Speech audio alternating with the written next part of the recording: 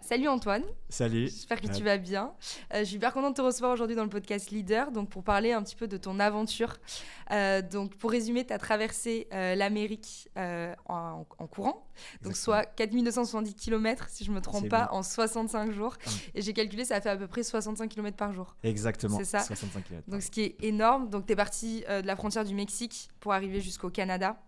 Tu as traversé trois continents. Non, pas trois continents. 3 États. Ouais. 3 États, 3 exactement. Est-ce que tu peux nous raconter un petit peu ton histoire, enfin te présenter déjà et nous raconter un petit peu plus ton aventure. Déjà, merci beaucoup Jade de m'accueillir dans ton podcast. Du coup, moi je m'appelle Antoine Clément. Je suis originaire d'une ville qui s'appelle Nantes, donc en Bretagne. Bon, les Bretons ne nous acceptent pas, mais bon, je me considère quand même comme breton. Dans une petite ville qui s'appelle Petit-Mar, donc une petite campagne. Donc je me considère comme un ultra-trailer et aussi un aventurier. Donc mon mantra un peu dans la vie, c'est de toujours aller chercher vraiment beaucoup très loin dans mes limites, soit psychologiques et physiques, et c'est pour ça que je me lance dans diverses aventures. Effectivement, j'ai été aussi en finance à Paris, ce qui est plutôt paradoxal avec une vie d'aventurier. Et donc voilà, j'ai décidé l'année dernière de me lancer dans ce qui est l'aventure pour moi de toute ma vie, de traverser l'Amérique en courant, donc de courir 65 km par jour. Donc l'idée c'était quoi ? C'était tout simplement d'aller chercher encore une fois mes limites, de vivre une grande aventure que je n'avais encore pas vécue parce que j'avais été un peu coincé, confiné dans cette belle ville qui est Paris, dans une vie de financier derrière mon petit Excel. Et donc c'était assez beau de sortir de sa zone de confort et d'aller chercher autre chose. Effectivement, j'ai fait aussi pour une association parce que ça me tenait à cœur de le faire pour une association pour le handicap, pour soutenir les personnes dans le handicap. Et donc voilà un peu tout le mantra du projet, mais on aura l'occasion d'en parler un peu plus tard. Le storytelling un petit peu. Ouais. Et donc du coup, cette passion de l'ultra trail, ça vient d'où ? Alors c'est assez simple, donc j'ai commencé la course à pied à l'âge de 9 ans, d'accord. Mais ce qui s'est vraiment passé, c'est que en fait, j'ai fait diverses disciplines, j'ai fait du foot, j'ai fait un peu d'athlétisme et j'ai fait beaucoup de sports de combat. Parce qu'à l'époque, ce que je voulais faire, c'était rentrer. J'ai fait du MMA. Mais à l'époque, ce que je voulais faire, c'était rentrer au GIGN. Donc pour ceux qui connaissent, c'est les forces spéciales d'intervention de la gendarmerie. Parce que mon grand frère a fait Saint-Cyr, et un peu famille militaire. Du coup, j'avais un peu la vocation de suivre mon frère. Au final, je me suis rendu compte que c'est pas ce qui me plaisait. Mais du coup, toute ma vie, j'ai fait en sorte d'essayer d'atteindre un peu ce rêve en faisant des activités qui pouvaient se rapprocher le plus possible de ce groupe d'intervention. Donc course à pied, MMA, etc. Et le truc, c'est qu'en parallèle de tout ça, j'étais quand même un peu fêtard. Voilà, j'étais très égocentrique, très centré sur moi-même. Et au final, j'ai fait la rencontre d'un ami à l'université qui, lui, était totalement différent de moi. Il venait à l'école, à l'université en tongs, en short de bain. Il passait sa vie à courir. Moi, je dis pas qu'il était sale sur lui, mais voilà, j'étais très attentionné sur moi-même, etc., très porté sur moi-même. Et du coup, j'ai rencontré cette personne et il m'a dit, écoute Antoine, est-ce que ça t'intéresse de m'accompagner à la montagne ? Et j'avais jamais vu la montagne. Tu connaissais pas du tout ? Jamais. Mes parents, c'était plutôt la plage, etc. Et du coup, j'avais jamais vu la montagne de toute ma vie. Donc voilà, j'y suis allé parce qu'à l'époque, je faisais 81 kilos de muscles, etc. J'étais beaucoup plus lourd. Et donc c'était une expérience vraiment totalement différente. Et ça m'a mis une claque dans la vie en fait. Et tu courais là du coup ? Je courais en fait, mais pas trop. C'était vraiment juste comme ça, pour le plaisir, voilà, en sortie de soirée quand j'étais un peu fatigué. Mais voilà, j'avais un bon niveau, c'est sûr, mais j'avais pas le niveau que j'ai aujourd'hui parce que aujourd'hui je me suis entraîné et je me suis fait accompagner. Mais voilà, donc du coup je l'ai accompagné en montagne et puis là, un peu la révélation quoi. J'avais vu un mode de vie beaucoup plus simple, des gens qui se prennent pas la tête et du coup là je me suis dit ok, c'est ça que je veux faire. Et puis quelques semaines après, j'ai découvert un reportage sur une course qui est assez connue, qui s'appelle la Barclay, qui est considérée comme la course la plus difficile du monde entier. Il n'y a eu que 20 personnes dans toute l'histoire qui l'ont terminée. Pourquoi elle est difficile Pourquoi elle est difficile ? Parce que c'est une course qui est mystérieuse, parce que déjà le mode d'inscription il est secret, faut aller le chercher. Ensuite, c'est une course très compliquée parce que ça fonctionne avec un système de boucles. Donc tu as 5 bouts de 42 km à faire en l'équivalent de 60 heures. Et en fait, ce qui est assez mystique, c'est que tu dois chercher des pages de livres qui correspondent à ton numéro de dossard sur la course parce que tu n'as pas de balisage. Ce qui fait un peu tout un mystère autour de la course. Et donc, la plupart des gens veulent la rejoindre, veulent vraiment faire cette course, mais il n'y a pas beaucoup de gens qui y arrivent depuis 86, donc ça fait 40 ans. Il n'y a eu que 20 personnes qui l'ont terminée. Et dont le premier français finisher qui l'a fini il y a 1 an. Et donc moi j'aimerais être le deuxième. C'est des gens du monde entier qui participent ? Ouais, le monde entier vraiment. C'est une course, c'est le top de la course, sauf que c'est très dur d'y rentrer, très dur d'être pris, c'est très sélectif. Et moi j'ai commencé à courir pour ça parce que quand j'ai vu ce reportage, je me suis dit, ok, là, faut que j'arrête les soirées, faut que j'arrête tout ça. Et il faut que je me mette dans ce projet-là. C'est ça qui te drivait un petit peu à courir. En fait, j'avais pas vraiment d'objectif dans la vie. Tu vois, enfin, j'étais un peu comme un adolescent classique. Voilà, tu es un peu perdu, tu fais tes études, tu sais pas vraiment pourquoi, parce que tu as suivi un peu tes potes, tes parents, etc. Et au final, t'arrives, là, je vois ce truc-là et je me dis, ok, là, j'ai un but dans ma vie, quoi. Et là, c'est fort. Parce que du coup, après, j'ai un bracelet là, et je me suis mis les coordonnées GPS du départ de la course. Ah, ok, excellent. Ouais, je me suis dit. C'est vraiment ancré en toi, quoi. Je veux dire. Je me suis dit, ok, peut-être qu'un jour, tu vas t'écarter de ton rêve, etc. Mais au moins, tu seras toujours aligné après sur ton chemin. Si tu regardes ce bracelet, même si tu t'écartes, si tu fais des soirées, etc. L'important, c'est de toujours revenir, même quand tu as des périodes difficiles, etc. Et je pense que c'est pareil, tu vois, dans l'entrepreneuriat ou dans le monde dans tous les domaines, c'est de toujours avoir, quand tu as un focus sur un rêve, de toujours rester focus. Je pense que c'est le plus important. Ouais. Et du coup, voilà un peu comment ça s'est profilé tout ce petit parcours jusqu'à arriver à ce projet, quoi. Et tu disais, j'ai vu dans un de tes posts LinkedIn, tu disais que quand tu courais, il fallait tout le temps qu'il y ait un sens pour toi. Du coup, tu dirais que toi, le sens dans ta course, c'était vraiment cette course-là, de faire Berkeley, ouais. Ouais, c'est ça. La Barclay. En fait, c'est simple. Pour moi, si tu cours juste après des kilomètres, donc c'est bien, je juge personne, mais je pense qu'il faut aller chercher plus loin. Parce que je pense qu'au final, à la fin, tu vas finir déçu. Parce qu'en fait, tu peux courir le nombre de kilomètres que tu veux, faire toutes les courses que tu veux. Mais au moment, tu vas arriver face à un mur et tu vas dire, ok, qu'est-ce que ça m'a apporté tout ça ? Et en fait, il faut que tu te dises ça, il faut que tu te poses cette question. Est-ce que ça m'a apporté juste de la reconnaissance auprès des autres ? Ok, c'est cool, mais je pense que c'est un indicateur qui est un peu subjectif, un peu superficiel, d'avoir juste de la reconnaissance des autres. C'est pas très simple. Je pense que ça fait partie quand même. Ça fait partie, on est des humains, on a tous besoin de reconnaissance dans tout ce qu'on fait. Si on n'a pas des gens qui nous disent c'est bien ce que tu fais, forcément on peut vite finir déprimé, à moins qu'on soit vraiment un ermite, mais je pense pas. Donc ouais, le but c'est de trouver un sens. Donc moi mon sens c'était de le faire vraiment pour cette course et aussi vraiment d'aller chercher beaucoup plus loin moi. Je sais pas si tu as des petites notions en philosophie, par exemple il y a Nietzsche qui est très porté sur le surhomme, le fameux surhomme, la volonté de puissance, etc. Et moi je suis vraiment très raccordé à ça.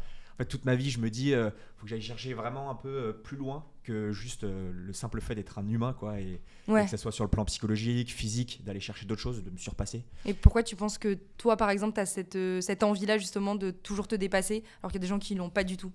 Ça, c'est une très bonne question. Je me suis souvent posé la question, mais je pense qu'il faut un déclic. Je pense qu'il faut un déclic. Je pense que si tu regardes un peu tous les gens dans la vie qui ont soit réussi ou soit qui se sont mis sur le chemin de la réussite, tu vois très vite que c'est des gens qui ont eu un déclic. Par exemple, je sais pas, un décès dans leurs proches. Ils se sont rendus compte qu'ils scrollaient 10 heures sur TikTok, donc il fallait peut-être se bouger. Là, par exemple, j'ai l'exemple d'un ami. Ça faisait depuis 15 ans. Il jouait à League of Legends sur un ordinateur. Il avait pris 20 kilos. Il sortait pas de sa chambre. Il gagnait sa vie avec League of Legends. Mais un jour, il s'est regardé. Il s'est dit, ouais, mais c'est pas à ça que je veux aspirer, quoi. C'est pas la vie que je veux. Donc il s'est mis à la salle, il a vendu tous ses PC. Et aujourd'hui, je suis hyper content pour lui. Je dis pas que c'était mauvais ce qu'il faisait, mais je pense qu'il était dans un entonnoir où il allait rentrer et ça il pas a pris être bon conscience pour sa vie, et du coup voilà, je pense que c'est important d'avoir ce petit déclic. Et toi tu dirais que c'est quoi du coup le déclic qui a fait que le déclic c'est de découvrir cette course en vrai, de ce petit reportage okay. Et puis aussi le déclic c'est qu'en fait je pense que c'est aussi très important, et ça on l'oublie souvent, c'est d'être bien entouré. Et le fait d'avoir rencontré cette personne, en fait à chaque fois que je m'écartais de ce rêve ou de mes objectifs, lui il m'appelait, il me disait Antoine, faut savoir ce que tu veux dans la vie, si tu veux cette course et tout, va falloir que tu te bouges, quoi. Va falloir que tu arrêtes de sortir, va falloir que tu arrêtes de faire des voyages à droite à gauche, va falloir que tu arrêtes de faire d'autres sports, parce que si tu veux te focus, il faut que tu fasses qu'une activité. Comme pareil dans le business, si tu commences à te mettre partout, ça va être très difficile de réussir. Donc effectivement, je pense que c'est important le déclic et savoir être bien entouré. Après, souvent, faut savoir aussi, il faut compter sur soi-même, parce que l'entourage, il peut peut-être te dire des choses, mais parfois, il peut aussi mal te conseiller, pouvoir te freiner.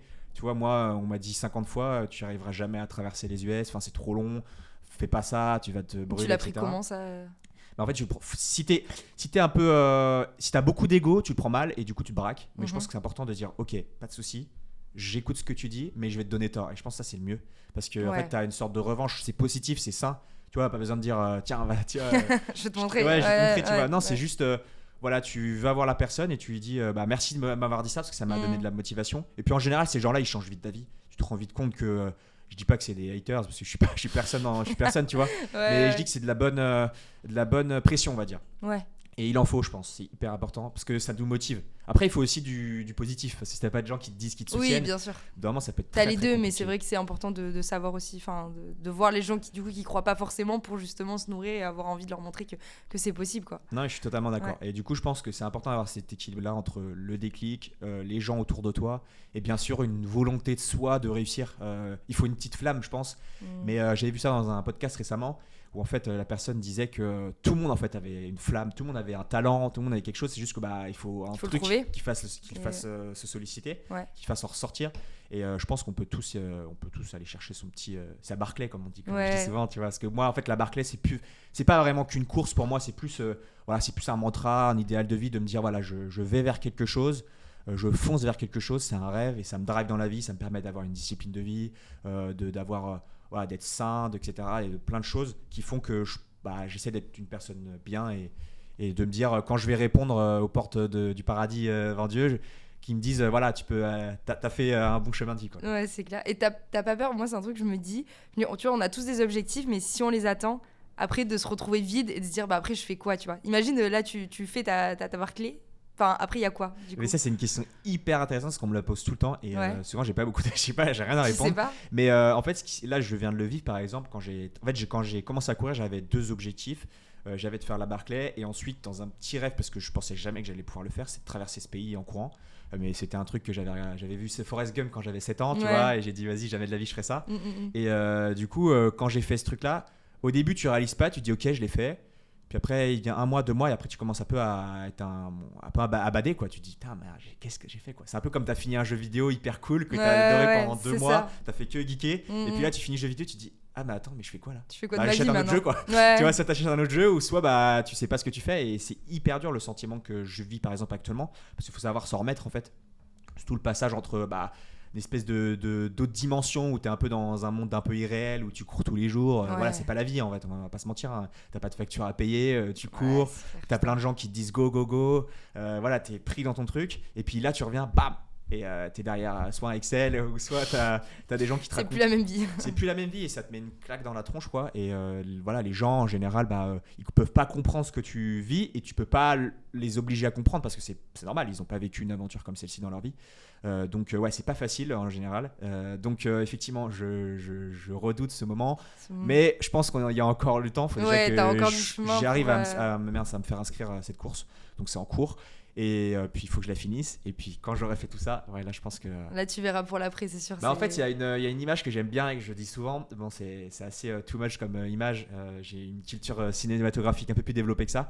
Mais dans Avengers, à la fin du film, il y a le grand méchant, qui est un méchant très intéressant d'ailleurs.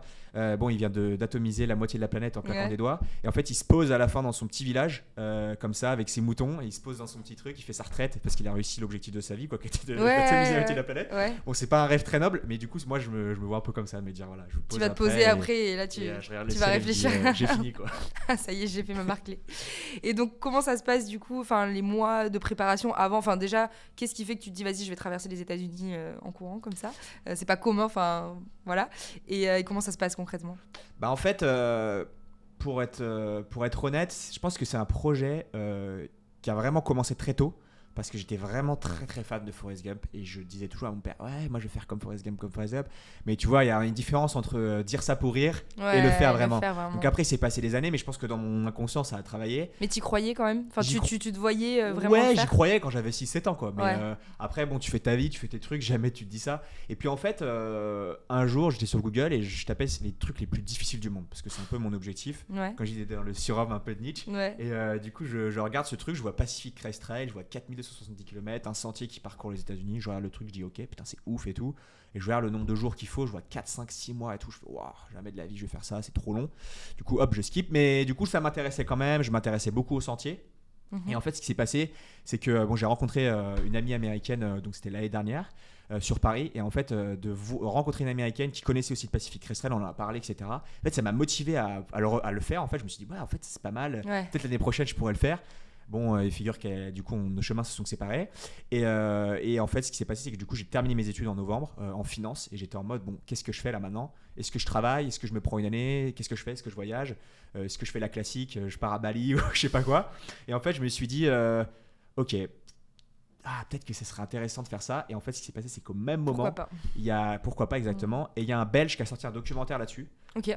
Donc lui qui a fait un record sponsorisé par une grosse marque, enfin vraiment un projet de dingue. Et il a sorti un documentaire incroyable. J'ai vu le documentaire et j'ai dit, j'ai fermé l'onglet. Je suis allé voir pour m'inscrire parce qu'en fait, c'était le déclic. Faut un permis aux États-Unis. Ouais, c'était un déclic. Et d'ailleurs, j'ai envoyé un message, je lui ai dit merci, tu vois. C'est vrai. J'ai dit merci alors qu'il est grave connu, etc. J'étais vraiment inspiré par lui. Et puis après, j'ai dit voilà. J'ai pas envie de commencer un talent en finance, j'ai envie de vivre cette grande aventure et je pense que je pourrais plus jamais le refaire dans ma vie. Si un jour j'ai l'occasion de fonder une famille, avoir un taf qui me prend du temps, t'auras pas le temps, 65 jours et à l'époque, au début c'était pas ça l'objectif, c'était de faire ça en 80 jours, un peu plus. C'est toi qui te fixes l'objectif des jours ou Ouais, parce qu'en fait ce que je voulais faire c'est que déjà je voulais être le premier français vraiment à le faire en courant parce qu'il y avait aucun français qui l'avait fait, il y en avait pas beaucoup d'ailleurs. En vélo, en marchant. Ah, en marchant, ok, d'accord. C'est vraiment une longue randonnée, soit ils le font sur plusieurs années, c'est un peu comme Saint-Jacques-de-Compostelle en fait. Ah, ok. Du coup c'est des gens plusieurs parties en fait. Ouais, plusieurs parties, ou alors ils le font en une fois, mais il faut que ça en 6 mois quoi. Ok. Et du coup, c'est vraiment la randonnée. Moi, mon truc c'était de le faire en courant parce que je voulais absolument pas le faire en marchant. Il n'y a aucun Français qui l'a fait. Jamais. D'accord. Et dans l'histoire, tout court du sentier, parce qu'en fait, c'est un sentier qui c'est le sentier le plus connu du monde quasiment. En fait, c'est comme le Saint-Jacques-de-Compostelle, mais aux États-Unis. Ouais. Il faut savoir qu'aux États-Unis, tout est fois 1000, donc le nombre de gens qui y vont chaque année, c'est quasiment 8000. Mais il n'y a que à peine 10% des gens qui finissent parce que c'est très long, 4270 km, je fais pas de dessin. 6 mois à marcher comme ça. Long, mais du coup, c'est voir la déterre quoi. C'est ça, et c'est un peu la retraite spirituelle des Américains après qu'ils aient contracté un crédit et mis tout leur argent dans les études, tu vois. Donc du coup, voilà, et dans l'histoire, il y avait une dizaine de personnes maximum qui avaient fait le truc en courant. Donc moi, je me suis dit, voilà, j'ai envie d'inscrire mon nom dans cette histoire et de me dire pourquoi. Moi, je pense que je peux le faire, quoi. Je peux le faire. Et du coup, j'ai contacté des gens qui avaient fait en marchant, un peu plus rapide que moi. Et j'ai vu un Français qui l'avait fait en 90 jours. En marchant très rapide, il faisait quasiment un marathon par jour en marchant. Et il s'appelle Aurélien d'ailleurs. Et du coup, je l'ai contacté et je lui ai dit, ok, moi, mon objectif, c'est de faire 10 jours de moins. Et peut-être qu'un jour, un mec fera 10 jours de moins. Et un autre jour, un mec fera 60 jours. Et puis, je pense que ça sera peut-être la limite, tu vois. Un jour, et puis, du coup, voilà, je me suis lancé pour cette aventure. Je me suis dit, 80 jours, on va faire ça. En fait, c'était le bon équilibre pour moi entre. Ok, tu t'es fixé 80 jours, du coup. Ouais, 80 jours de moins que. Donc, c'était l'équivalent de 53 km par jour. Okay. Donc, ça paraît très impressionnant sur le papier. Mais en fait, ce qui se passe, c'est que quand tu alternes marche-course et que en fait, tu as 24 heures pour faire ça, au final, si tu fais du 5 km/h juste sur ton allure par kilomètre, enfin par toutes les heures, ça fait quasiment des journées de 10 heures. Donc ça paraît impressionnant de marche, mais bon, marcher 10 heures quand tu es très entraîné, c'est pas non plus si compliqué que ça. Ce qui est compliqué, c'est pas le fait de le faire une fois, 2 fois, 3 fois, c'est la constance et le répéter en fait. Mais comme dans tout dans la vie, je veux dire, tu peux très bien avoir 20 sur 20 jours un truc parce que voilà, tu as révisé une fois, mais est-ce que c'est plus difficile de réviser toutes les semaines et d'avoir 20 sur 20 toutes les semaines quoi. Ouais, mais là tu as la contrainte physique quand même, tu vois, de se dire t'as les courbatures, t'as les douleurs, enfin je veux dire. C'est ça, là après tout se passe mentalement, faut avoir des mécanismes qui font que tu bloques un peu la souffrance ou tu l'apprécies, tu l'accueilles. Mais c'est vrai qu'au début c'était pas facile.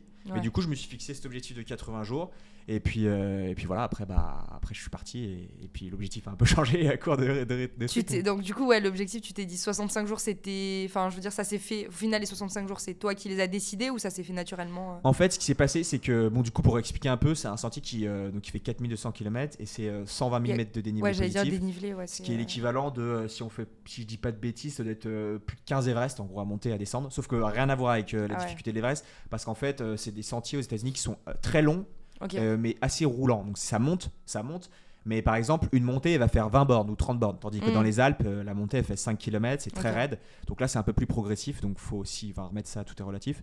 Et du coup tu commences par le désert. Ensuite, donc il fait 50 degrés. Ensuite, tu passes par des montagnes où il y a 4000 mètres d'altitude. Ensuite, tu as des forêts où voilà, tu dois un peu. Tu vis tout. Tu vis tout. En fait, tu vis toutes les sensations, toutes les émotions, tous les environnements. Tu as des ours, des serpents, la chaleur, un peu de froid. Tu t'es retrouvé face à des ours? Ouais, j'ai rencontré des ours. Après, j'ai eu de la chance, c'est que les ours, souvent, c'était des ours qui venaient sur des campements. Du coup, ce qui fait que voilà, ils n'étaient pas très offensifs. On en fait beaucoup des pataquas sur les ours, mais ils veulent juste la nourriture, donc ça va. Le truc qui est un peu chiant, c'est les serpents à sonnette, par exemple. Ah oui, ça tombe dessus. Là, c'est pas très marrant parce que quand t'entends le alors que t'as mis ton pied à gauche, t'es pas très rassuré. Donc du coup, effectivement, le sentier fait toute cette distance-là, ça se découpe comme ça. Et du coup, au début, je suis parti dans une allure assez normale, donc comme j'étais fixé, 53 km à peu près. Et en fait, au fur et à mesure du chemin, tu te fais emporter par tes instincts primaires, donc ton instinct un peu animal. Et là, tu te dis, ok, peut-être que je peux faire plus. Mon corps, il est forgé. J'ai pris toutes mes habitudes.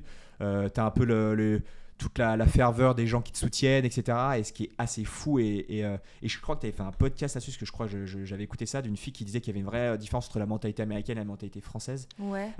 Et en fait, ce qui est hyper intéressant, c'est la mentalité américaine est assez folle. En fait, quand tu arrives dans une ville, les gens, parce que ça communique sur Facebook, les gens sont au courant de ce que tu fais. Et du coup, ils te félicitent de fou. Ils sont là en mode go, tu vas y arriver. Tu communiquais sur quoi du coup? Ouais, je communiquais par exemple sur Facebook. Enfin, il y a plein de trucs sur Instagram, etc. Ça va très très vite. Là-bas, c'est vraiment en fait, ils adorent vraiment les gens qui entreprennent dans des projets qui se dépassent. C'est vraiment la mentalité. Et du coup, effectivement, moi, différent de la France. Ouais, différent de la France totalement. Et tu vois, là-bas, j'ai des gens qui m'ont logé, qui m'ont nourri, qui m'ont offert des. Enfin, par exemple, j'ai fêté mon anniversaire sur le sentier. Et des gens qui m'ont accueilli dans un ranch géant. Il y avait quasiment 2000 personnes. Il y avait 100 personnes qui souhaitaient mon anniversaire. Excellent. Les gens, en fait, ils sont fous. Ils adorent ça. Ils adorent les gens qui se dépassent. Et donc, effectivement, ça te propulse aussi pour aller encore plus loin. Et du coup, effectivement, quand je suis sorti de la Sierra Nevada, qui est la zone la plus sauvage, en fait, parce que tu as quasiment 10 jours sans voir personne, c'est hyper sauvage, tu dois transporter toute ta nourriture, etc. Et c'est toi qui fais ton campement, enfin, tu mets ta tente et tout? Ouais, exactement. Parce que tu cours avec? Ouais. En fait, j'avais 4,6 kilos, donc pour ceux qui connaissent un peu la randonnée, c'est vraiment très, très, très léger. Sans eau, sans nourriture, bien sûr. Et après, bon, t'as l'eau de nourriture, ça rajoute un peu de poids. Mais du coup, effectivement, tu dois tabler avec ça. Et en fait, tu as une application qui s'appelle Far Out. Et en fait, tu vois tous tes campements, tous tes points d'eau sur le sentier. Et du coup, ça permet de t'aider vraiment et de t'orienter. Tu vois, tu sais que par exemple, je sais pas, dans 10 km, tu auras un point d'eau. Dans 20 km. Tu suis ton GPS, quoi. Ouais, c'est ça, tu suis ton portable. Après, moi, l'idée, c'était vraiment, je voulais aussi rajouter ça. C'était un côté vraiment me laisser porter par le sentier. Tu vois, ça m'est arrivé des fois, j'étais là, j'avais le choix entre prendre le sentier officiel ou couper tout droit dans la montagne, taper tout droit dans les arbres, dans la forêt et tout. Et moi, bam, je coupais. Et bon, après, tu peux avoir des petites expériences, mais ça fait partie du truc de se laisser porter par l'inconnu. Je vois beaucoup trop de gens dans la vie de tous les jours qui ont cadré leur vie vraiment hyper carré. Je pense que c'est important d'avoir une rigueur de vie parce que sans rigueur, tu vas nulle part. Mais en fait, si tu n'as pas ce petit moment de liberté, de se laisser porter, par exemple, je sais pas, si tu te couches tous les soirs, imaginons à 22h, et tu n'as jamais envie de te coucher après 22h, et que par exemple, tu fais une soirée, tu fais une rencontre passionnante avec quelqu'un, bah pourquoi tu vas t'empêcher de discuter peut-être un peu plus avec cette personne qui peut peut-être t'offrir des opportunités ou une nouvelle amitié parce que tu veux te coucher à 22h. Enfin bref, c'est des petits trucs comme ça pour dire que faut se laisser un peu de liberté, je pense. Et du coup lâcher prise, quoi. Ouais, lâcher prise. Et du coup, je pense voilà, c'était important pour moi de me laisser porter. Par exemple, quand je rencontrais quelqu'un sur le sentier, bah, je m'arrêtais, je communiquais avec lui et au final ça peut te faire des opportunités. T'as fait de belles rencontres sur le... J'ai fait de superbes rencontres et je pense que c'était un peu le mantra aussi de cette aventure, c'est qu'au kilomètre, je sais plus, je crois que c'était 1800 Donner Pass pour ceux qui connaissent. C'est après le lac Tahoe, c'est un grand lac, un des plus grands lacs en Californie, magnifique. Okay. Et du coup, je suis arrivé, je venais de faire une journée à 38 km. Je venais de faire 38 km. Ouais. En fait, j'avais l'opportunité de finir ma journée, donc je devais faire 20 bornes de plus. Et en fait, il y avait un mec comme ça qui buvait une bière avec son petit chien, etc. Tu t'es posé avec? Ouais, il s'ennuyait. Et en fait, il m'a dit, ouais, tu veux boire une bière? J'ai dit, ouais, bah vas-y, go, on boit une bière. Et au final, le mec, il avait une chaîne YouTube. Et du coup, il a commencé à sortir tout son setup de caméra, etc. On a fait une interview. Et du coup, tu vois, si j'étais pas resté, bah, j'aurais peut-être pas eu cette interview. Et l'interview, elle est géniale parce que bon, on a bu des bières. C'était hyper sympa. Le mec était hyper content. Tu l'as fait en anglais, du coup? Ouais, j'ai fait en anglais en plus. Bon, j'ai un bon anglais, mais par contre, l'accent, il est infâme, quoi. C'est pas grave tant qu'on comprend. Ouais, il est pas exceptionnel. Ouais. Donc du coup, effectivement, je pense que c'est très important de se laisser porter par les rencontres. Et vraiment, il y a un livre qui s'appelle, je pense qu'il y a beaucoup de gens qui connaissent, s'appelle How to Win Friends ou Comment se faire des amis. Ah oui, de Daniel Carnegie. Ouais, exactement. C'est un livre en fait qui te dit justement que les rencontres, ça fait tout. Et en fait, trouver un cheat code dans la vie justement pour faire que ces rencontres vont t'amener un peu plus loin. Retenir les prénoms, des choses comme ça. Et je pense que ça peut servir à tout le monde, même aux sportifs. Parce que par exemple, dans un défi comme ça, si j'avais pas lu un livre comme ça, que j'avais pas appris qu'il fallait se laisser porter par les rencontres, t'aurais peut-être pas fait ça. Bah, j'aurais pas, peut-être pas, je serais peut-être pas allé au bout, quoi. Je serais peut-être pas allé au bout parce que voilà, mais les rencontres, ça fait tout. Hein. Tu penses que ça t'a aidé dans la course? Ouais, clairement. Les rencontres, c'est tout. Et puis en fait, en fait, moi de base, j'avais pas un bon avis sur l'homme avec un grand H de manière générale. Voilà, avec tout ce qui se passe, etc. C'est pas trop. Surtout en France, en fait. Je critique pas la France, on a, je pense, le meilleur pays du monde, vraiment en termes de qualité de vie, etc. Mais il faut savoir que la mentalité en elle-même, elle est vraiment pas incroyable si tu veux entreprendre, si tu veux aller plus loin. Soit on te rabaisse, soit on t'emmène pas vers le haut. Tout est fait pour te bloquer, en fait, dans un certain sens. Et aux États-Unis, c'est pas ça. Et du coup, quand tu passes de l'un à l'autre, en fait, t'es en mode, ok, d'accord. En fait, il y a vraiment des gens qui veulent ton bien. Bon, parfois c'est un peu too much, les Américains, ils sont très, c'est vrai qu'ils sont très c'est ça. Mais en fait c'est cool, tu vois. C'est cool parce que quand tu veux aller loin, t'as pas le choix de t'entourer avec des gens, même si ça peut paraître un peu too much. Du coup, ouais, je pense que, en tout cas, ça a changé ma vision des choses. Vision, ouais. Quand je suis arrivé à la fin, je me suis dit, ok, j'ai une autre vision de l'humanité de manière générale, parce que il y a des gens que je connaissais pas et qui m'ont donné tout, et il y a des gens que je connais ici et qui m'ont rien donné, tu vois. Ouais, Donc non, c'est fou, tu vois. Par exemple, hier, j'avais une galère de logement sur Paris. Je demande à 2-3 gens, bon, ça a pris une heure pour qu'on me réponde, quoi. Alors qu'aux États-Unis, j'avais pas une heure. J'envoyais vraiment, il y avait des. Ah ouais, genre en 5 minutes. Il y avait une liste de numéros sur l'application. En fait, des gens mettaient leur numéro. Si tu avais un problème, tu les contactais. J'envoyais un message, je disais voilà, je suis sur telle route, paumé dans le désert. Tu te trouvais direct dans le désert, est-ce que vous avez un petit truc 5 minutes après, ding, ouais, bah je viens de chercher, t'es où? Non, mais c'est un truc de fou. Putain, c'est fou. Non, c'est fou. Mais après, attention, c'est propre relatif à la West Coast. Oui. Parce qu'en fait, ce qu'il faut savoir, c'est qu'aux États-Unis, c'est un peu divisé en deux mentalités. T'as la mentalité très West Coast, donc c'est-à-dire câlin direct, on t'accueille, etc. Voilà, c'est des gens très bien, etc. T'as la mentalité un peu du Midwest, donc les gens du Texas, Tennessee, etc. C'est des gens qui sont très très froids dès le début. Donc en fait, ils vont faire comprendre que t'es pas le bienvenu, ils t'aiment pas trop. Par contre, quand t'as cassé la barrière, c'est un peu comme les Corses. Après, c'est bon. Et en fait, après, ils t'accueillent, ils t'ont adopté et t'es l'enfant du pays. Moi, je sais qu'au Tennessee, j'ai rencontré des gens, parce qu'après, j'ai fait un petit voyage aux États-Unis. Et les gens, en fait, au début, c'était très froid. Le mec m'a fait dormir dehors dans une tente sous la pluie, etc.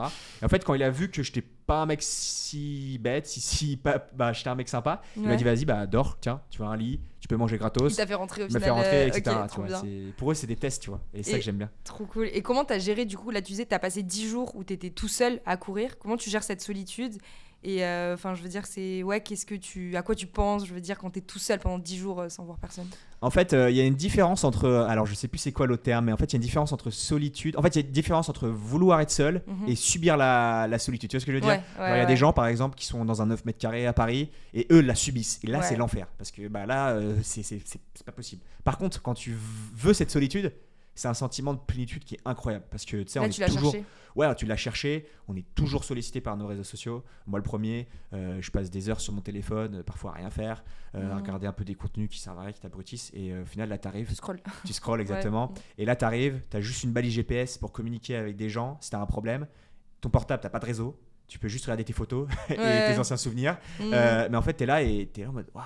Parce que t'es en introspection sur toi-même. Ouais, en fait, tu fais une espèce de méditation et c'est tellement rare aujourd'hui de pas être sollicité que ça devient vraiment incroyable. En fait, là, tu coupes tout simplement avec le monde réel et ça fait. Je pense que c'est hyper important je le conseille à tout le monde de le faire. Bon, pas forcément dans des conditions aussi extrêmes, peut-être dans la montagne avec des ours, sous la neige et tout. Mais par contre, je pense que c'est important de se faire, je sais pas, une semaine. Vraiment, tu bloques ton portable. Je sais que c'est hyper dur. C'est vraiment une drogue parce que ça nous fait sécréter tellement de dopamine. Mais quand je l'ai fait, j'étais en mode waouh. Et puis après, c'est pareil. T'es beaucoup plus investi dans les relations que tu fais. Ça va être là, t'as pas ton portable. Par exemple, je sais pas, je suis au restaurant. Parfois, t'es là, tu parles, etc. Oh mince, attends, j'ai un petit truc à regarder. Et au final, t'es pas investi. Alors que là, tu bloques ton tel, tu fous dans ta poche et t'as rien à faire à part observer la nature et tout. Ça fait très into the wild ce que je dis, etc. Je dis pas qu'il faut sortir du capitalisme, se faire un truc et tout, mais je pense que c'est hyper important de se faire une espèce de retraite un peu spirituelle, tu vois, et de se reposer sur soi-même. Et je pense, je l'ai fait cet été, genre pendant 5 jours, j'ai pas eu de téléphone et j'étais juste avec des gens, tu vois, on était en pleine nature, donc c'était en bootcamp et c'était incroyable. Je veux dire, tu connectes beaucoup mieux avec les gens déjà et puis t'apprends aussi beaucoup sur toi, genre et puis tu laisses ton tel, quoi. Non, mais genre ça fait trop du bien, vraiment. Totalement on devrait tous s'imposer ça plutôt au moins une fois dans l'année, tu vois. Je suis totalement d'accord. On est tellement sollicité, non, de ouf. Et du coup, ça t'a appris quoi sur toi, justement, c'est par exemple ce moment où tu disais t'étais tout seul, enfin tu l'as choisi, mais je veux dire, qu'est-ce que t'en as retenu par rapport à toi? Beaucoup de choses. Déjà d'apprécier. Bon, en fait, j'ai toujours apprécié la simplicité des choses, mais en fait, j'étais toujours dans un cadre. T'es quand même, excusez-moi du terme, mais encadré. C'est-à-dire cadre encadré, ça veut rien dire, mais je pense que tu m'as compris. Donc quand j'allais à l'aventure, il y avait toujours quelque chose qui pouvait me sortir de là. Tu vois, si je traversais une chaîne de montagne, je faisais une course, il y a des bénévoles qui vont t'aider. Il y a un village qui est pas loin. Là, tu es dans la Sierra. T'as rien. Donc t'apprécies vraiment juste la beauté de la vie, en fait, tu vois, juste les choses simples, quoi. Juste regarder un arbre, tu vois, genre c'est con, mais tu vois, tu le ferais jamais, tu vois. Et là t'es là, tu regardes un arbre, tu te dis en fait il est pas mal cet arbre. Ce caillou là il est pas mal, ce lac il est quand même incroyable. Et puis là tu te fais porter par le silence et c'est vraiment quelque chose, ça t'apprend beaucoup de choses sur la simplicité de la vie. Et aussi en vrai tu te rends compte aussi de l'importance des autres, parce que c'est paradoxal, mais quand t'es dans un moment de solitude tu te dis ah ouais, c'est 10 jours, c'est long quand même. J'ai peut-être besoin des autres en fait dans la vie. Je peux peut-être pas tout faire tout seul, Donc en fait, j'ai besoin des autres. Et c'est pour ça que quand je suis rentré chez moi, j'ai décidé de faire une giga fête. Et en fait, j'ai invité tous mes potes, mais aussi plein de gens, un peu au hasard comme ça. Les gens qui m'avaient supporté sur Instagram, les gens qui m'avaient soutenu pour le projet. Et en fait, l'idée, c'était même pas de faire une fête juste avec mes amis, c'était de me dire, voilà, je fête un peu les autres, quoi, tu vois. Et du coup, je trouvais ça assez beau de faire ça. Bon, je le ferai pas tous les jours parce que c'est quand même chiant de cuisiner pour je sais pas combien de gens. Bon, ma mère a tout fait, donc merci à elle. Mais je pense que c'est important de se souvenir de ça. Les autres. Et puis aussi, troisième élément, c'est qu'en fait, on pense ne pas être capable de grandes choses dans la vie, de manière générale. Mais quand tu es dans des moments de solitude comme ça, que tu dois compter que sur toi-même, tu te rends compte qu'en fait, tu as une ressource intérieure qui est incroyable au niveau psychologique, surtout quand tu l'as entraîné au préalable. Bon, j'ai toujours entraîné mes capacités psychologiques à perdurer dans des environnements difficiles. Mais là, d'y être vraiment... c'est autre chose, c'est différent. C'est différent de regarder des documentaires, de vivre 1 ou 2 jours comme ça. Ah bah oui, là tu le vis. Là, t'as 10 jours et là, tu te rends compte qu'en fait, ton corps, il est incroyable. Et tu vois, par exemple, le dernier jour de la Sierra Nevada, j'ai fait 24 heures sans manger, mais genre vraiment sans manger. J'ai des photos où vraiment j'ai une tête affreuse. J'ai perdu 13 kilos à la fin j'allais de la dire, t'as perdu je faisais 75 kilos au début quand j'ai commencé. C'est du muscle que t'as perdu? Ouais, c'est du muscle, de l'eau, etc. Et à la fin, je faisais du coup 62 kilos. 62 kilos, c'est mon poids d'avant lycée limite. Donc là, tu te regardes, tu vois tes côtes et tout. Parce que j'avais pas mangé pendant 24 heures et que je mangeais pas beaucoup dans la Sierra. Comment ton corps il tient? C'est là où justement, quand je reviens au point, en fait, tu te rends compte que tu as un truc. Et je pense que la qualité la plus importante dans tous les cas, c'est d'avoir beaucoup de sang-froid, de savoir gérer les situations difficiles. Parce que si tu paniques, t'es mort. Clairement, t'es mort. Donc là, ce que je faisais, c'est que je me suis posé sur un caillou. Je me suis dit, bon, mec, il te reste quoi? Il te reste 20 bornes à faire. T'as pas de bouffe. T'as juste un peu d'eau. Mais au bout d'un moment, tu peux manger. L'eau, ça passe moins. Ça passe pas beaucoup. Donc, ce que tu vas faire, c'est poser. Tu vas alléger un peu ton rythme et tu vas penser un peu autre chose et forcer les dents. Et puis, ça, c'est fou le corps, ce qu'il peut faire. Et en fait, là, par exemple, tu me dis de courir. Bon, je l'ai déjà fait, mais bon, c'est pas. Je pense, je sais pas si je pourrais le refaire tous les jours. Mais tu vois, si tu me demandes de courir 40 km dans Paris sans bouffe, sans eau, après avoir couru les autres jours et tout, peut-être que je le ferais pas parce qu'il y a plein de sollicitations. Tu peux aller à une boulangerie en 2 secondes. Là, en fait, t'as pas de boulangerie. Donc, non, là, tu peux pas t'arrêter. Les seuls trucs que tu peux faire, c'est soit boire l'eau stagnante ou faire des trucs bizarres. Parce que comment tu rechargeais du coup la nourriture et l'eau? Alors l'eau, du coup, c'est simple, c'est qu'il y a des points d'eau quasiment partout. Il y a les montagnes qui coulent. Dans le désert, par contre, tu es obligé d'avoir un filtre à eau parce que ce qui se passe, c'est que vu qu'il n'y a pas d'eau dans le désert, en tout cas, il n'y en a pas partout, il y a des gens qui mettent des bassines ou comme des espèces de breuvages pour les vaches, tu sais, et ils remettent de l'eau. Sauf que l'eau, elle stagne, elle devient verte. Ah oui, donc il y a des trucs, il y a des bêtes et tout. Du coup, tu es obligé d'avoir un filtre ultra puissant qui te prend ton eau et que ça, tu peux la boire. Donc ça, c'est la première option. Et la deuxième option avec l'eau. Et sinon, tu peux aller dans des restaurants. T'as plein d'options pour l'eau. Et la bouffe. Tu faisais des petits restos sur la route. Ouais, j'en ai fait plein. J'ai fait des burgers et tout. Mais après, là-bas, c'est pas vraiment des restaurants. C'est pas le bistrot parisien où tu es là où tu te réserves. Là, tu te pointes, tu t'assois, tu te dis je veux un burger et puis on te le ramène en 5 minutes et puis tu te casses quoi. Donc c'est ça qui était. Et puis des fois, ça m'est arrivé, je prenais un burger, j'en demandais un deuxième, je le mettais dans mon sac et puis je le mangeais en courant quoi. Donc voilà. Et puis pour la nourriture, tu t'arrêtes dans des villes. T'as des gens qui t'aident. Vraiment, c'est tout un. En fait, il y a toute une économie autour du sentier qui fait qu'en fait, t'as aucun moyen d'avoir de problème, hormis dans la Sierra, où là, quand tu entres dans la Sierra, tu prends ta nourriture et quand t'en sors, t'es obligé d'avoir. En fait, entre cet espace de rentrée-sortie, t'as rien. Ou en fait, tu peux sortir, mais ça te prend des heures et du coup, flemme. Et est-ce que tu es obligé d'avoir un régime alimentaire particulier? Tu vois, ce truc de se dire quand tu es sportif, tu dois manger tant de protéines, tant de trucs. Alors là, en plus, je me dis, ton corps, il a vraiment besoin d'avoir. Alors là, en fait, j'aime bien cette image-là. En fait, il faut voir le corps comme une voiture sur ce genre de système. Et en fait, là, tu peux plus mettre de l'essence totale, tu peux pas en fait, t'as pas l'argent pour mettre du total. T'as même mettre de l'argent de l'essence de qualité. Donc là, ce qu'il faut, c'est mettre de l'essence, n'importe quoi, mettre de l'huile de tournesol s'il faut, tu vois, pour que la voiture fonctionne. Et du coup, peu importe, il faut fonctionner en calories. Pour ceux qui connaissent un peu la science, etc., la physiologie, normalement quand tu fais une course de manière classique, tu fonctionnes par glucides et du coup ce qui fait que tu consommes 100 grammes par heure sur des grosses courses ou alors 60-70 grammes. Et là t'as pas de glucides parce que si tu devais prendre 100 grammes par heure, tu devrais prendre des trucs vraiment précis, qualitatifs. Et du coup c'est pas possible sur un sentier comme ça. T'as pas le temps, t'as pas l'argent et surtout que aux États-Unis t'as que de la bullshit quoi. T'as que du bullshit, de la junk food. Donc là du coup c'était à base, je vais pas citer les marques, mais que des snacks tous les jours, que du du sucre. Truc que je mange jamais d'habitude. J'avais pas mangé un fast-food quasiment depuis je sais pas combien d'années. J'avais pas bu de soda depuis l'âge de 17 ans comme ça pur. Alors que là j'en buvais tous les jours. Tous les jours. En fait c'est ça le but. T'es obligé. Si tu veux tenir dans la durée, t'as pas le choix. Parce que les sucres du coup dans les sodas c'est des sucres rapides en plus. Ouais mais en fait faut vraiment partir du principe vraiment t'es une voiture et tu mets de l'essence. Et dès que t'as l'occasion de remplir de l'essence, même si ça déborde d'essence, faut en mettre quoi. Faut en mettre parce que tu sais pas, tu peux avoir des moments d'hypo, des moments de moins bien et du coup et surtout en fait je sais plus c'est quoi l'hormone du plaisir, je pense pas que c'est la sérotonine, bref, et en gros faut aussi toujours la mettre en action parce que c'est très monotone comme sentier. Tu peux vite t'ennuyer et du coup si tu alimentes avec des moments de plaisir comme des sodas, des fast-food, etc. Là bam ça perpétue un peu ton bonheur et du coup ça fait que tu peux aller encore plus loin. Mais après je veux dire dans la vie de tous les jours tu l'aurais pas refait par exemple là si tu dois non mais jamais de la vie, là j'ai pas touché un sucre ajouté depuis que je suis rentré, genre vraiment je suis hyper carré dans ma diète de base. Genre bon après ça m'arrive de faire des restaurants et tout mais vraiment je suis hyper carré.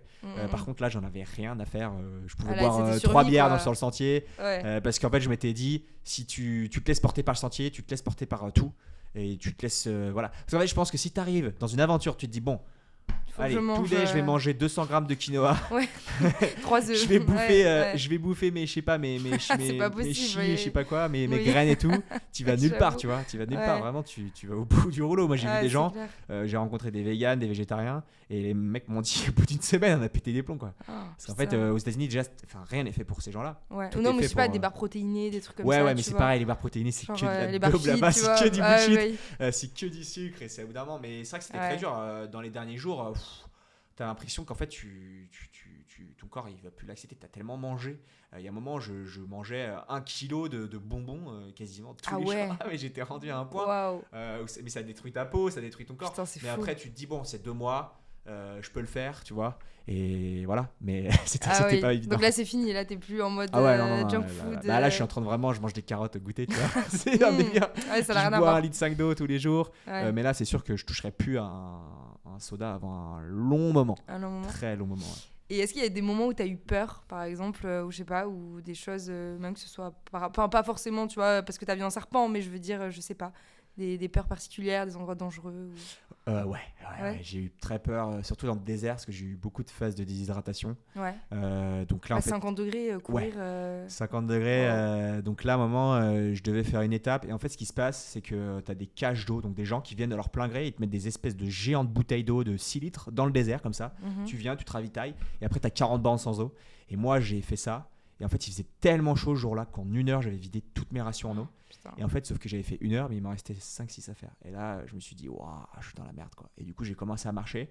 Et je suis arrivé à un endroit, je me souviens, une table d'orientation dans le désert. Et j'ai regardé ma carte, j'ai dit, bon, soit tu continues sur le sentier. Du coup, tu es porté par la sécurité du sentier, tu vois, parce que tu as un sentier qui est balisé, etc. Mais voilà, c'est un peu plus long et tu peux peut-être aller vers la mort, quoi, où tu rencontreras. Mais par contre, tu peux rencontrer des gens qui vont peut-être t'aider, etc. Tu sais pas. Ou alors, tu fais du hors-sentier, donc tu coupes droit dans le désert. Mais par contre, tu passes sentier sécurisé, donc tu peux te blesser, tu peux rencontrer des trucs bizarres, tu sais pas si tu vas te perdre. Mais par contre, tu vas rejoindre une route beaucoup plus facilement. Donc je crois que j'avais quasiment 2-3 heures de moins par rapport à l'étape initiale. Donc j'ai regardé mon truc, j'ai dit bon, qu'est-ce que tu fais? J'ai hésité, j'ai dit vas-y, allez hop, on coupe.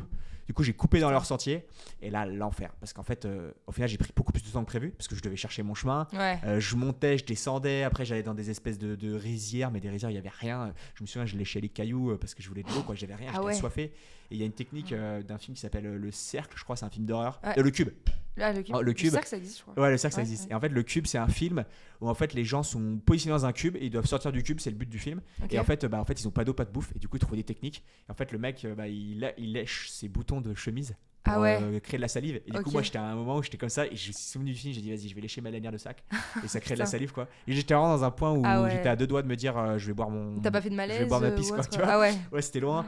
Et du coup, je suis arrivé et là, j'étais vraiment déshydraté. Et je me souviens, c'est vraiment comme dans les films, tu vois un peu les vagues dans le désert, de chaleur. Et j'étais comme ça, je marchais, j'avais les lèvres super déshydratées. Le visage, je me souviens, je touchais mon visage comme ça et je sentais vraiment une bosse, un creux monstrueux, quoi. Et là, j'étais en mode, je suis mort, quoi. Et je regarde le nombre de kilomètres qui me séparaient, parce qu'en fait, il n'y avait pas de chemin, donc je je faisais mes chemins manuels sur une map. Ouais. Et là, je regarde, je vois, il restait 3-4 km. Mais en fait, c'était super long, quoi. Je prenais 1h30 pour les faire, quoi. Du coup, j'étais en mode putain. Et là, j'arrive, je croise une toilette comme ça. Au plein milieu du désert, je me dis, oh, genre, c'est vraiment Dieu, il est arrivé, bam, il me l'a posé là. Je rentre dans le truc, je me dis, il y a de l'eau. En fait, c'était des toilettes sèches. Donc là, j'arrive, je dis, et là, je dis, ça va être long les derniers kilomètres. Putain. Et je suis arrivé sur la route, je me souviens, je me suis écroulé comme ça. Et j'ai dû dormir, je pense, 30 minutes comme ça. Ouais. Et quand je me suis réveillé, il y avait une voiture en face qui m'attendait. Et la meuf avait genre des coca, des trucs et tout. Wow. Et là, j'ai dormi chez elle. Et là, elle m'a envoyé un message il n'y a pas longtemps sur Instagram. Elle a commenté une de mes publications. Elle m'a dit j'espère que tu vas revenir sur le sentier. Et elle a dit cette fois-ci, prends plus d'eau. Tu vois, parce que ouais, j'avais vraiment vécu. Était là, ouais, putain. Ouais, j'ai un moment, j'étais en mode waouh. Et après, j'ai vécu vraiment d'autres moments terribles, mais ça serait vraiment trop long de les raconter. Ouais. Mais ouais, où je me suis dit ouais, je vais crever parce que. Pas assez de bouffe, pas assez d'eau. Mais par contre, à chaque fois, c'est la nourriture et l'eau qui a été. Ouais, c'était toujours la nourriture et l'eau parce qu'en fait, mon environnement, ça allait. À part dans le début dans le désert où j'étais vraiment pris par les émotions parce que voilà, tu quittes toute ta vie en France et tu te dis ouais, pourquoi je me suis lancé là-dedans, quoi. Tu vas vivre quasiment 2 mois. Au début, c'était quasiment 3 mois où je devais me lancer. 3 mois, je venais de faire 24 heures. Je me suis dit, mais attends, là, il me reste 24 fois 89, tu vois. Enfin, 79, du coup, j'ai fixé 80 jours. Je suis en mode, waouh, ça va être long, quoi. Ça va être long, ouais. Au final, bon, après, c'est pareil, ton corps il s'habitue. Au final, à la fin, t'as même plus envie de partir, quoi. Et tu t'es pas découragé? Est-ce qu'il y a des moments où tu voulais arrêter ou... Mais c'est ça, en fait, je me suis dit, j'ai pris un visa, je suis venu là, j'ai tout quitté, hors de question que j'abandonne. Donc si j'abandonne, c'est vraiment parce que je me suis pété une jambe ou j'ai cassé un truc. Mais du coup, je pouvais pas. Et c'était ça qui était très bien, c'est que dès que j'avais un moment de bad, soit je faisais une petite journée un peu plus courte et j'allais dormir dans un endroit un peu plus confort. Et après, ça repartait de plus belle. Ouais, t'arrivais à calibrer un peu et pas te forcer tout le temps à vouloir absolument finir du coup de 55 km. Ouais, 53, ouais. Et, c'est ça. Et du coup, et ce qui est important, c'est de. Il y a un truc en anglais qui dit manifeste, tu vois, c'est vraiment de manifester ses rêves, etc. Et du coup, ce que je faisais, c'est dès que j'arrivais dans un point de repos confort et que j'avais un peu de bad, je mettais la télé, parce que souvent il y avait une télé où j'étais dans un hôtel, etc., ou mon portable, et je remettais le documentaire que j'avais vu le novembre d'avant, et je le regardais. Et du coup, je l'ai visionné, je pense, mais littéralement, je sais pas, peut-être 40 fois dans ma vie. Et en fait, je regardais le truc, je disais, mais c'est bon, vas-y, hop, on se relance, tu vois. Et du coup, ouais, c'était. Et est-ce que tu te visualisais finir ta course? Parce que tu sais, il y a ce truc de dire, ouais, les sportifs, ils visualisent vachement quand est-ce qu'ils vont réussir, comment ils vont faire et tout. Est-ce que c'est un truc que tu faisais? Bah écoute, ouais, j'ai passé, je pense, 1 mois avant de partir déjà, à me voir littéralement. Parce qu'en fait, il faut savoir que quand tu finis le sentier, il y a une espèce de monument, une espèce de monument qui signifie un peu ton arrivée, quoi, avec le drapeau du Canada et Amérique. Et du coup, c'est un peu le Graal, tu vois. Il y a des gens à l'arrivée ou... Non, il n'y a personne, c'est vraiment paumé. À la frontière mexicaine, c'est pas paumé, parce que t'as une vraie ville, etc. Ouais. Par contre, Canada, c'est paumé parce que t'as rien autour. En fait, c'est vraiment le Canada, il faut savoir que c'est gigantesque, c'est des espaces super vastes. Et du coup, il n'y a rien. Après, tu dois faire 13 bornes pour rejoindre une petite ville. Et du coup, effectivement, ouais, je le visionnais. Et je me souviens d'avoir fait une vidéo quand je suis sorti de la Sierra et j'étais là en train de chialer devant mon tel. Et j'ai dit, putain, je suis en train de le voir, ce truc. Je le vois dans ma tête, là, je le vois, ça s'approche. Et en fait, tous les jours, je regardais le truc et tout. J'étais en mode, putain, je vais y arriver. Et ce qui est fou, c'est quand t'arrives à la fin, t'es là, t'es en mode, waouh. Et c'était comme t'attendais? Ouais, c'était comme j'attendais, mais en fait, oui et non, parce que bon, ça c'est une anecdote que j'ai jamais racontée, mais en gros, quand je suis arrivé sur le truc, il y a là-bas en milieu de saison d'été, il y a énormément de moustiques, mais c'est pas les moustiques français, c'est vraiment des moustiques violents. Du coup, quand je suis arrivé sur le truc, il y a des milliers de moustiques qui venaient, ils m'ont gâché mon moment. Du coup, j'étais là, je devais poser mon portable comme ça, prendre une photo, et on voit sur la vidéo quand je me truc, j'étais en train de me rater les jambes comme ça, genre ouais, ce point-là. Je vais profiter, mais bon, après, c'est vrai que ça m'a fait une sensation de fou quand même. Ouais.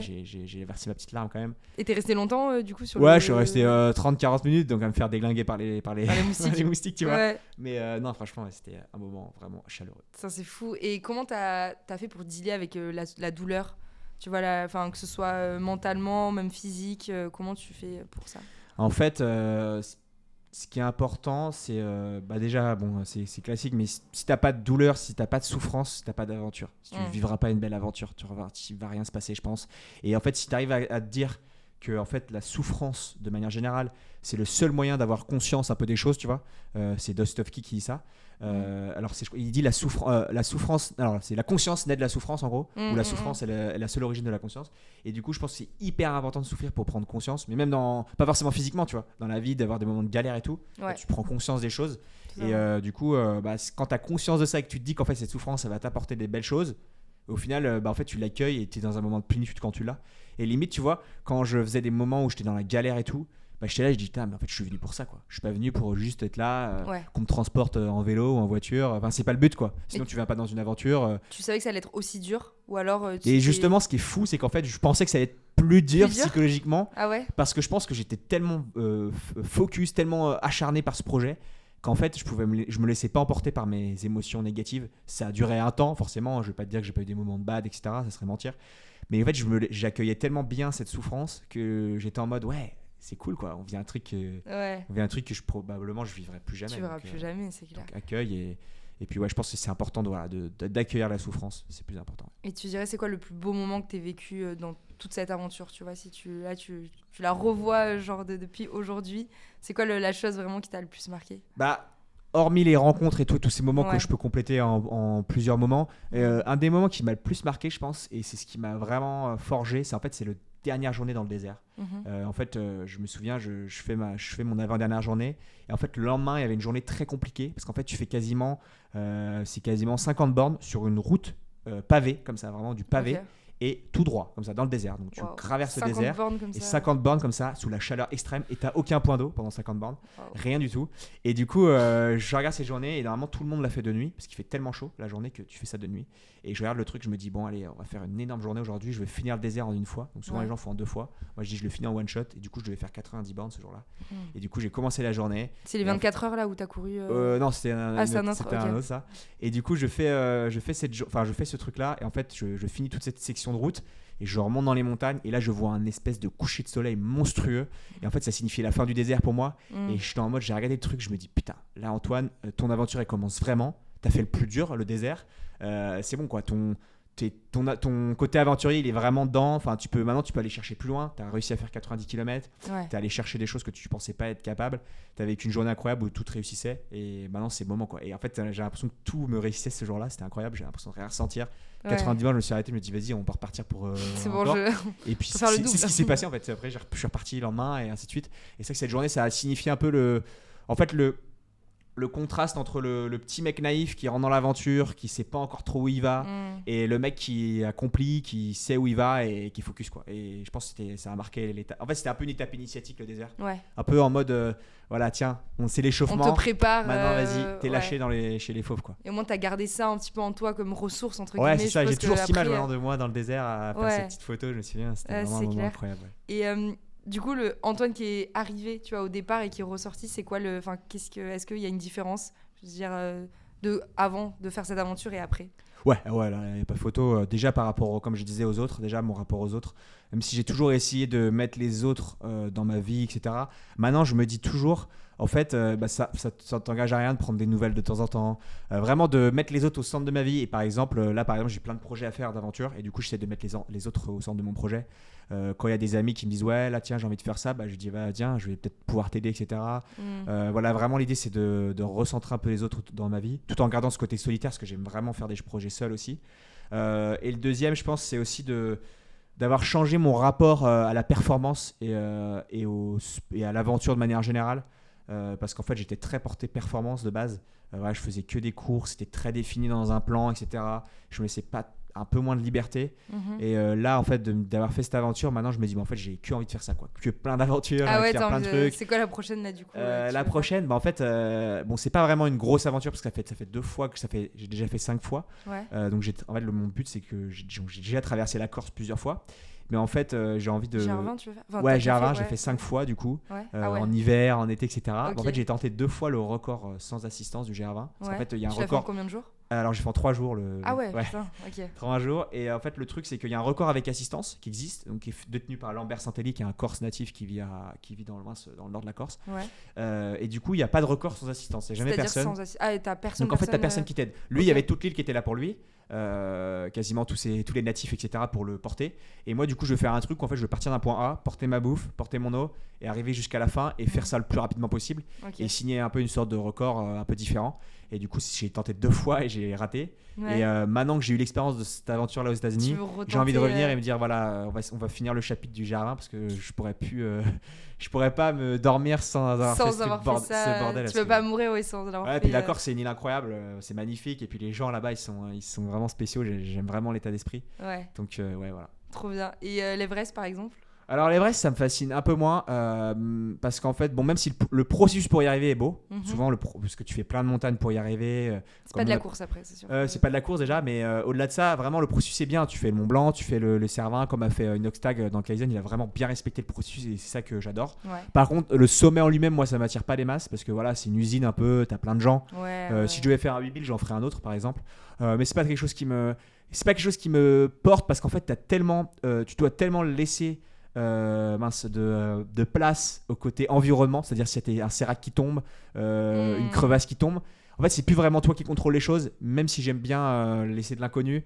Voilà, j'ai pas envie de crever non plus, donc tu vois là quand il y allait, Inoxtag, il y a eu des morts et tout, c'est vraiment pas, faut pas prendre ça à la légère, même si ça paraît peut-être simple et tout d'un regard extérieur. Donc voilà, et puis il faut quand même mettre 40 000 balles dans le projet aussi. C'est vrai que c'est un budget. C'est un budget, et puis je me dis il y a tellement de plus belles montagnes à faire. Ouais, ça dépend comment tu te fais, comment tu t'équipes, combien de Sherpas avec qui tu vas. Mais en fait, il faut savoir qu'en fait, il n'y a pas que l'Everest dans la vie. Moi, j'ai un mantra aussi, c'est pareil. Dès que je vais dans une ville, n'importe laquelle, je vais toujours sur mes maps et je regarde toujours le sommet le plus haut de la ville. Et je le fais, quoi. Tu vois, je suis allé en Islande, j'ai fait le plus haut sommet d'Islande. Je suis allé je vais en Angleterre, je vais dans les terres, je vais faire le plus haut sommet. Et en fait, tu te rends compte qu'il y a de la beauté partout. Il faut juste aller la chercher. Donc, au final, l'Everest, c'est le plus haut sommet du monde, c'est symbolique. Mais au final, les sommets. Oui, c'est plus symbolique, mais il y en a partout. Mais il y en a partout et il y en a des bien plus belles, des trucs qui n'ont jamais été faits. Par exemple, je prends un exemple, le Kirkjorfell en Islande. C'est une montagne qui est interdite normalement, qui est un peu sacrée. Et en fait, quand tu es au sommet, le truc, tu te dis, mais en fait, il y a personne qui l'ont fait, quoi. Il y a un pauvre mec qui l'a fait sur YouTube. Et c'est une montagne qui est incroyable. Et au final, voilà. Donc tu peux toujours te trouver des trucs à faire. C'est clair, carrément. Et comment tu veux allier un peu ce côté aventurier avec du coup ton métier, enfin je veux dire ce que tu veux entreprendre après? Ouais, en fait du coup là je suis vraiment en quête maintenant d'essayer de reproduire tout ce que j'ai fait dans ma vie sportive, ma vie perso, dans le monde pro, parce que en fait je pense que tu vois, je vois un peu ma vie comme un espèce de Rubik's Cube, tu vois. Et en fait, là, j'ai accompli la phase sportive, pour moi en tout cas. Enfin, il me reste encore la Barclay, il me reste encore une case, tu vois. La vie perso, ça va bien, etc. Mais il me manque cette case pro, de m'accomplir vraiment sur le plan pro. Donc là, vraiment, je suis en train d'essayer de me lancer là-dedans. Pourquoi pas d'un peu d'instruire les gens sur ce que j'ai fait, de pouvoir donner mes connaissances, etc., de pouvoir faire du coaching, etc. Donc c'est vraiment, je pense, le but. Et je pense que tout ce que j'ai pu faire, ça va me servir en tout cas. Mais je pense, après, c'est un avis personnel, mais je pense que de faire une aventure entrepreneuriale, c'est bien plus difficile que de faire ce que j'ai fait aux États-Unis. Parce qu'en fait, quand tu fais une aventure comme aux États-Unis, même si tu le veux comme une aventure entrepreneuriale, tu as beaucoup moins de stress déjà. Et le stress que tu... aussi. Tu as une fin. Tu as un début, tu as une fin. L'entrepreneuriat, tu sais pas quand ça peut finir. Ça peut finir demain, un autre jour. Exactement. Et en fait, tu as des moments de stress, mais après, c'est comme une aventure. Tu as des moments de bons, de rebond. Et je pense qu'il faut aussi accepter ces moments-là. Mais c'est pas facile parce que s'il y a un truc qui est totalement différent par rapport à une aventure, c'est que tu as l'argent. Et l'argent, on va pas se mentir, aujourd'hui, ça fait tout quasiment aujourd'hui. Pas tout, mais voilà, ça fait que si t'as pas d'argent, tu fais rien, quoi. Moi, s'il n'y avait pas eu d'argent, j'aurais pas pu faire l'aventure que j'ai pu faire quasiment, carrément. Donc voilà, donc faut aussi partir de ce principe-là. Donc je pense que c'est bien plus dur de faire une aventure entrepreneuriale que de traverser les États-Unis en courant. Ouais, c'est clair. Et du coup, la Barclay, comment tu comptes t'y prendre là? Enfin, c'est quoi ton plan d'action? Du coup, en fait, ce qui se passe, c'est que pour la Barclay, t'as un processus de sélection qui consiste. En fait, faut savoir qu'en fait, c'est secret. Donc même si par exemple, moi, je sais le processus d'inscription, mais je pourrais pas le dire en public. Si je le dis en public, je me fais cancel du truc. Donc en fait, il y a pas beaucoup de gens qui le connaissent, il faut vraiment aller chercher parce qu'en fait même le processus d'inscription fait partie de la course en fait. C'est un peu la course avant la course, quoi. Et il y a pas un truc comme ça aussi en France? Si, il y a une autre course qui s'appelle la Chartreuse et c'est la même chose, mais en fait il s'est inspiré de la course américaine. D'accord.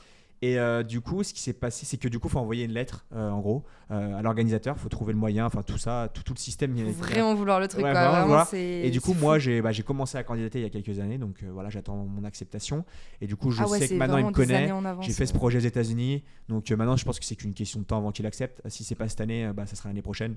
Juste mon heure viendra, mais je sais pas quand, quoi. Et du coup, dans ce cas-là, vous partez tous en même temps, enfin les gens qui sont sélectionnés, et c'est enfin, je veux dire, t'as un premier, un deuxième, tout ça. En fait, ils sélectionnent 40 mecs chaque année par rapport aux candidatures, etc. Et du coup, ils te sélectionnent et la course commence. Tu sais pas quand elle commence. Il te dit ça au dernier moment. C'est entre mars et avril. Pas le droit aux journalistes sur la course. C'est vraiment hyper privé. Il y a un mec sur Twitter qui a plus de 100 000 abonnés.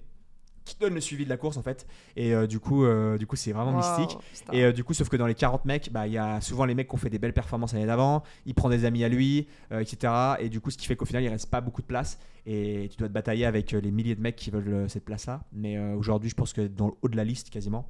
Surtout, je l'ai déjà rencontré, l'organisateur et tout. Donc voilà. Donc, ah ouais. Ouais.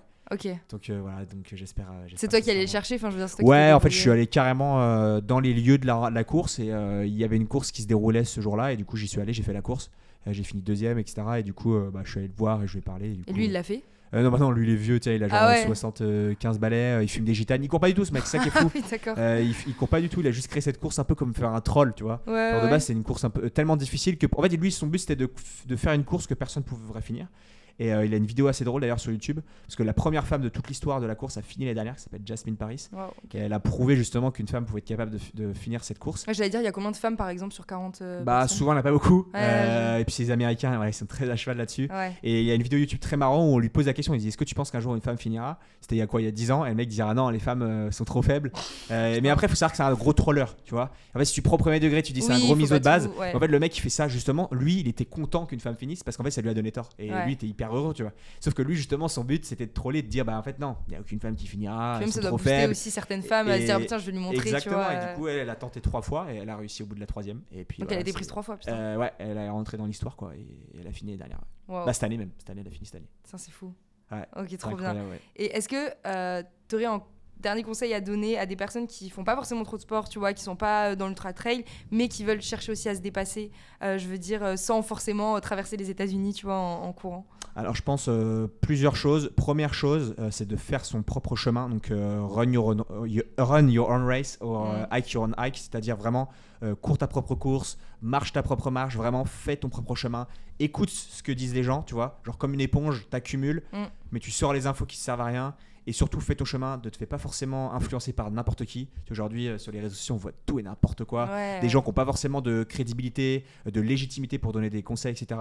Moi, par exemple, quand j'étais, excusez-moi du terme, mais quand j'étais nul, je me considérais comme nul ou pas légitime. En fait, je me la fermais, quoi.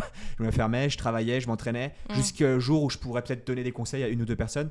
Mais en fait, tant que j'ai pas la crédibilité, tant que j'ai pas mes objectifs, je me la ferme et je donne pas de conseils. Même si je pense qu'on peut donner des conseils, même en n'étant pas forcément quelqu'un d'accompli, parce qu'on peut donner des conseils à tout le monde, mais je pense que c'est important de faire le tri et de faire son propre chemin, parce qu'en fait, même si tu veux te compléter en tant que personne dans la vie, si tu fais pas ton propre truc, tu vas jamais aller nulle part si tu copies les gens, etc. Je pense que c'est important de s'inspirer mais de pas copier.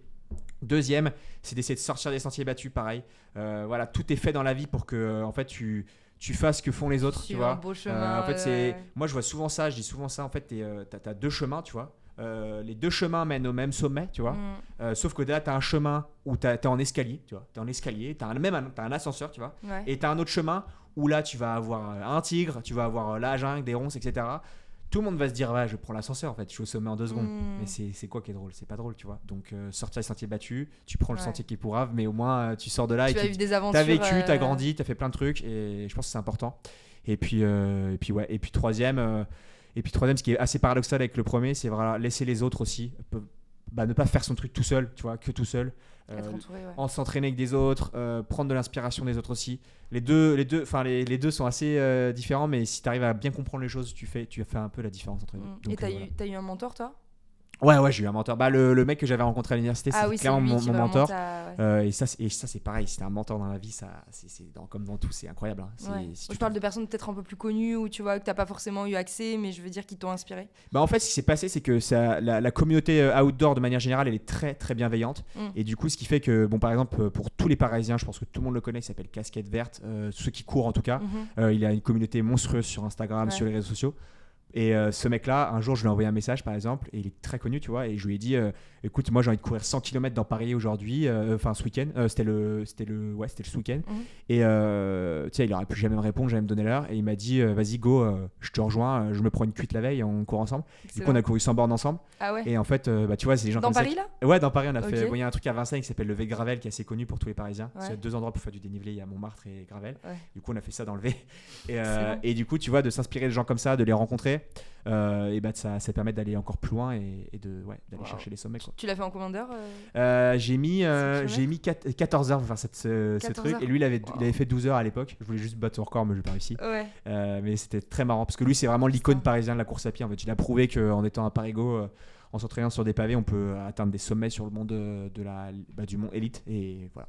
Et 14 heures sans t'arrêter Sans m'arrêter. Ah, wow. Sur une côte de 1 km, c'était l'enfer. Oh mon Dieu, oh là là. Bon, mais du coup, on attend de voir ton prochain livre parce que tu m'as dit que tu écrivais justement ton aventure. Exactement, ouais. Donc, je sais pas quand ça sortira, mais hâte de pouvoir lire. Je te l'enverrai en tout cas. Ouais, tu me dirais trop bien. Bah écoute, merci beaucoup Antoine. Merci beaucoup à toi, c'était vraiment très intéressant. Et hyper intéressant aussi.